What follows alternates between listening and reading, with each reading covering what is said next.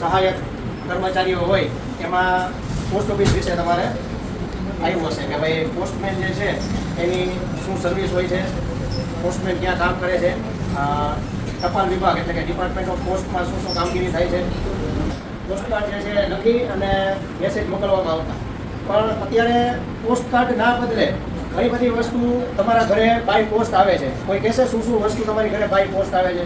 Postman uncle તમારા ઘરે આપવા આવતા હોય, શું વસ્તુ અત્યારના સમયમાં આવે છે તમારા ઘરે કે જે પોસ્ટમેન અંકલ તમારા ઘરે આપવા આવતા હોય?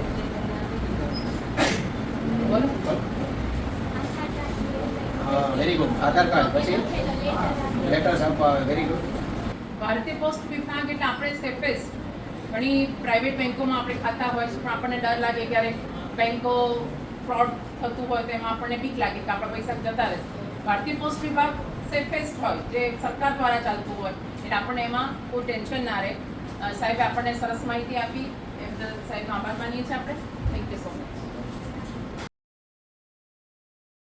અલગ અલગ એરિયા વાઇઝ જે સોર્ટિંગનું કામગીરી છે આ બધા સોર્ટિંગ કેસ અને કહેવામાં આવે.